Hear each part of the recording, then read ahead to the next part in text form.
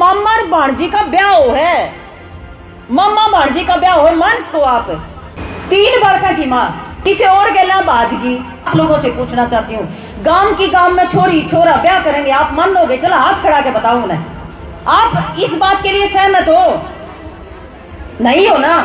लेकिन जो कानून है आपका, हिंदू मैरिज एक्ट क्या कहता है? हिंदू मैरिज एक्ट ये कहता है कि आप कितने भी अपनी इच्छा से शादी कर लो। हालांकि उसमें स्पिंडा लिखा हुआ है, लेकिन मैं मान लो दैया हूं, तो मेरा जो दादा है, जो उनके बड्डे हैं, उनके बड्डे में हैं तो दैया ही सारे।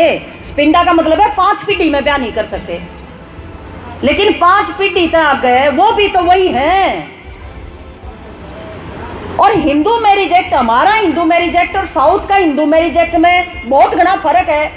हमारा जो कस्टम है वो ये कहता है कि भाई मामा जब आवे तो हमारे ब्याह की रस्म शुरू हो है, लेकिन साउथ में तो मामा और भांजी का ब्याह हो है, मामा भांजी का ब्याह हो, मानस को आप। लेकिन है साउथ में वो हिंदू हैं जो मामा और भांजी ब्याह करें आपस में।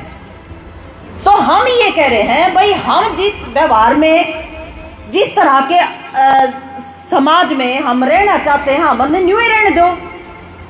लेकिन कानून ये कह रहा है भाई, अगर सेम गोत्र में भी छोरी ने ब्याह कर लिया तो तुम रोक नहीं सकते।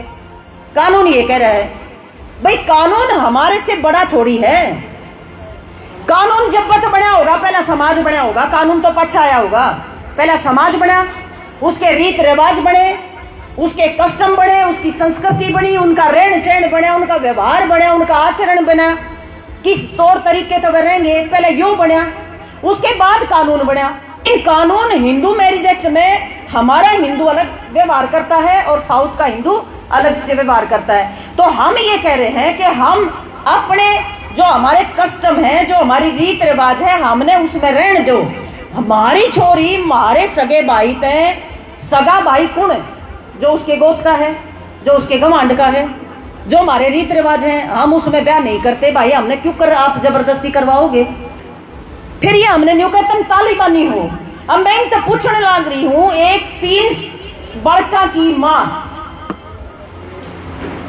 3 बालका की माँ किसी और गला बाजगी, लिव इन में रहने लागी, कानून तो कह रेस कहे, फिर वह बालक रह जाओगे। कित जाएंगे ये बालक?